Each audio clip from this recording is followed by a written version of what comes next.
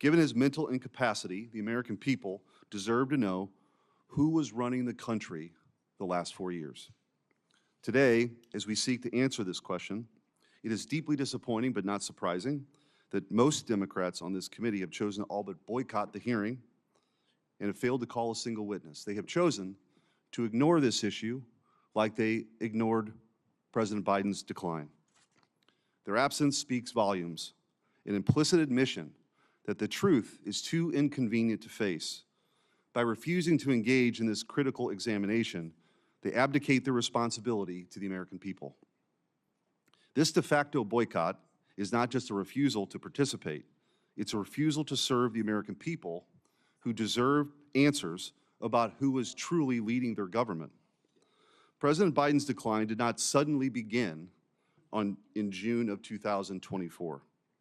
It was a persistent and obvious truth that was evident for years to anyone who was willing to see it. This reality did not require special insider knowledge or investigative reporting to uncover. We didn't need Jake Tapper and Alex Thompson to tell us what millions of Americans could freely observe with their own eyes. The truth was glaringly obvious. Anyone who was paying attention could tell that the emperor had no clothes. I believe there is a constitutional crisis. It's the collapse of Congress asserting its Article I authority to make decisions about the well-being of the American people. What has this Senate debated in the months that we've been here, other than nominations? Have we discussed the possible war with Iran? Have we had a serious discussion on the floor about the massive and mounting debt? Have we had any discussion about the abdication of congressional spending authority by the impoundment actions of an administration? Have we had a discussion about climate change that is causing havoc throughout the world? What we've done is gone to the floor and haven't debated. We've gone to the floor and voted on nominations. There's another issue of great concern to me, because I have enormous respect for my colleagues. Each and every one of us who was elected, it's the highest honor of our life. Each and every one of us came here because it is in our bones that we want to try to do something beneficial and make life better for the people we represent. And we have different points of view.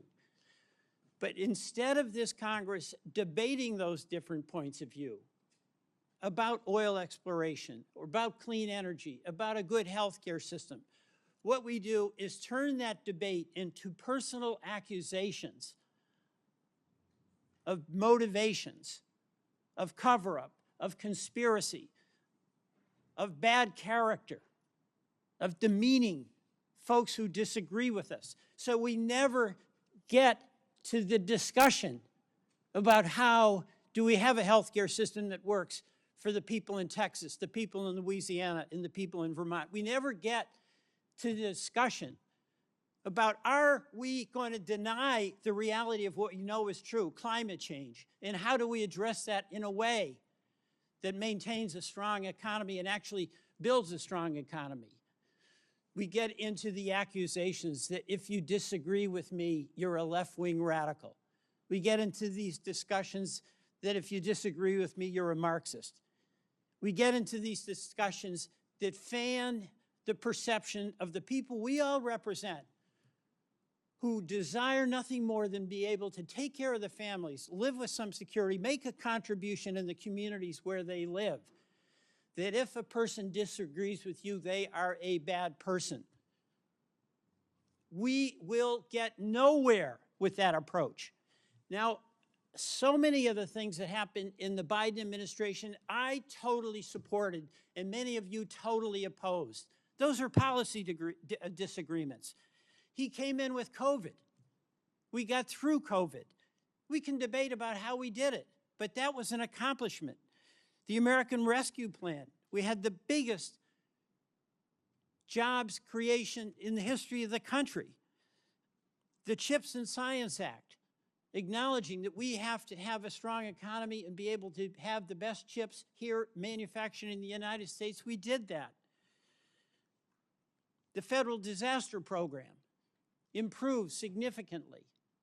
And I can go on. And I'll take up something where we didn't do well, and that's immigration. You won that argument. But does it mean that those who disagreed with you and along the way were bad people, should be labeled Marxist, should be condemned? The American people ultimately gets to decide. But to the extent that we have a responsibility that we share, Republicans and Democrats, whichever side of the issue you're on, is to debate the issue and not debase the people who are in the debate.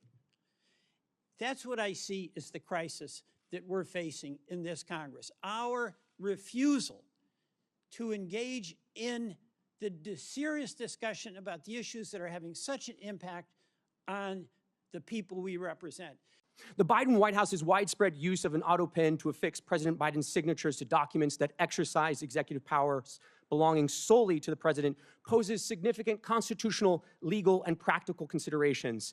Once the president's signature is copied and loaded into the autopen, the machine can sign documents as the president himself would.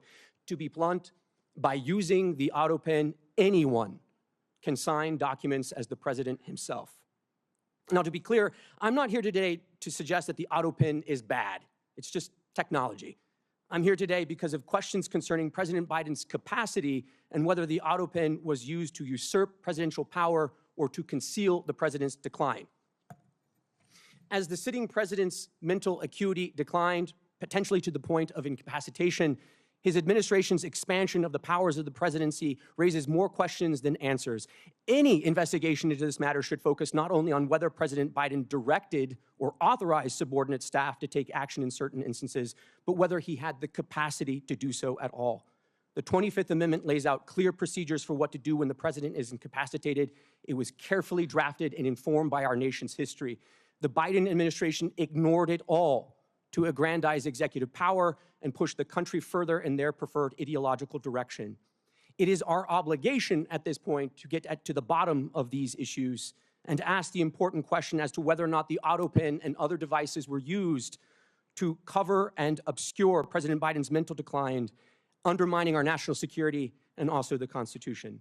Thank you for the opportunity to testify this morning. This is incredibly important. I mean, you look at what the administration did, you look at what the Democratic Party did, you look at what the legacy media did. It is absolutely inexcusable. It is not only dangerous, it's disgusting. And the American people deserve better. And the fact that we have none of my Democratic colleagues over here, that this entire dais is empty, that what they allowed to happen, that they are not interested in correcting it for the future is absolutely mind-blowing. And so when we're looking at what Joe Biden did while he was in office, you have a disastrous withdrawal from Afghanistan. I mean, leaving equipment, leaving allies, changing the way the world viewed us. You look at an emboldened Russia, Iran. You look at what happened, obviously, with China and those conversations with Joe Biden. You look at millions flooding across our border. You look at a ton of unaccompanied children coming across, hundreds of thousands. You look at hundreds of thousands of Americans dead because of fentanyl poisoning. You look at record high inflation. Who was in charge? And the fact that not one Democrat colleague can show up and try to get answers to that, I hope the American people see that for exactly what it is. And so my questions to you is, how do we prevent this in the future? So we know that the 25th Amendment in the 1960s, we take a look at that. Section 4 was purposefully vague to allow for some flexibility.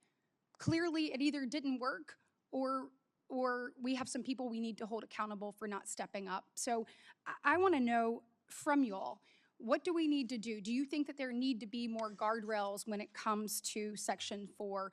Do you think that we need some more standards to evaluate that? And if so, what should those standards be? And Professor Harrison, I'd like to start with you.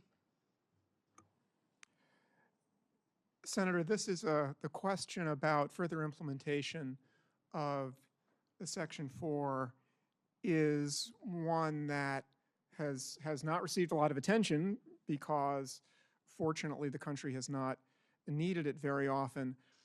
I think that this is a situation in which Congress's power is pretty limited because the Constitution by design put a somewhat vague but nevertheless meaningful concept, think which it- is ability on the part of the president Right, to and it act also means in the good hands of a faith. political process. That's the Yes, last thing and I'll good say. faith. Yes. And I don't Yeah. think, Yes. obviously, we don't have that here. Mr. Ward, do you have any opinion on that?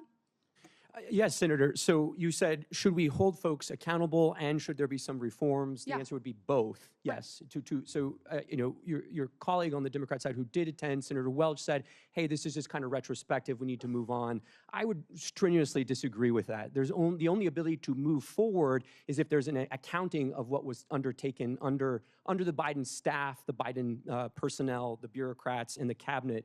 And one thing I'll just say is this very issue was debated by Republicans in 1988 in the Miller Commission report at the University of Virginia. Republicans had the open and honest, transparent discussion about the end of the Reagan presidency and whether or not there were other guardrails that needed to be imposed on the 25th Amendment. Some discussions were about the inclusion of a mental health professional on the White House medical team, whether the Surgeon General should oversee the inclusion of medical reporting as part of Section 4, Clause 4 of the 25th Amendment.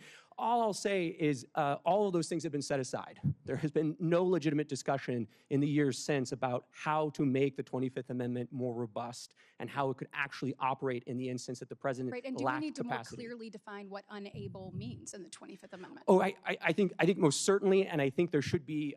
Look, the other issue, and a number of legal academics, former colleagues of Professor Harrison, have taken this up over the years. I mean, Professor Calabresi wrote about this 20 years ago, that there needs to be a more precise definition, and there are lots of issues related to succession. There clearly does, because, I mean, even from all of us from the outside, we're saying there is a problem. And the fact that we could get no one on the inside to actually take a look at what they already knew to exist and then be able to hold them accountable, we have to have other guardrails moving forward.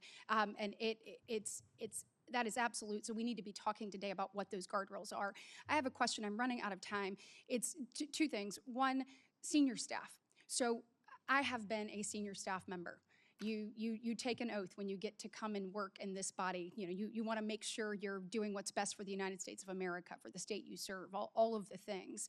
Is there any way to hold senior staff accountable for either helping to cover up and or moving people to the side? Because it is clear that there are people within this administration that saw that, and they should be sitting in front of us today answering the question of why they turned their back on America, because that's exactly what they did. And so whether it's secretaries, whether it's people in the administration, or whether it is senior staff, we deserve some accountability and we deserve some answers. And then my last question will be for Mr. Spicer, legacy media. How in the world do we hold them accountable? If all of us on the outside can see it and we are saying, get to the bottom of this, but yet they refuse, what mechanism should we put in place to be able to hold them accountable for not actually following what is clearly in front of them? Senator, you're asking the right question. When it comes to accountability, it can't be overstated. When the Biden White House stripped 440 White House hard passes from independent journalists, they were attempting to control the narrative, to make sure that no one who wanted to hold them accountable was silenced. Part of what I think this administration has done so well is bringing in new voices, people from disparate backgrounds of all sorts, to ask the White House press secretary, to ask the senior staff, and to be able to hold them accountable. Part of it is allowing other voices in the media. We've seen what the legacy media did, but that's why I think the growth of independent media is so healthy for our democracy, and we need more of it, not less. Thank you. And then the senior staff question, please. Yeah, look, Senator, I mean, senior staff from the first Trump administration were brought in before committees and investigated for their participation in drafting the president's remarks on January 6th, for drafting a speech. So if there was an effort by senior staff, the Politburo, as they seem to like to have called themselves, if they were purposely distancing cabinet members, evading difficult Q&A with press, all as an attempt to conceal the president's mental acuity, yes, they should be held accountable. Thank you. If you go back through our history, Senator, so Grover Cleveland, Wilson, FDR, JFK, President Johnson, President Biden, it's almost a Democrat sport to keep from the American people the health and acuity of the chief executive. They've been doing this for a long time, but this is of another level, especially as Mr. Spicer was mentioning, the complicity of the national media in obscuring this, but also that cabinet officers would go to the lengths of avoiding interacting with the chief executive because they were fearful that they would have to speak to his diminished capacity. And I'm running out of time, and it was of particular concern that the media seemed to never ask him about executive actions and policy. Favorite flavor of ice cream? Yes. Why he was pushing dangerous criminals into the interior of this nation? No. And that is why I think this hearing was so very important. What was coming out of this administration was a radical wish list, and certainly you can see it, what has happened and the consequences playing out right now. And now I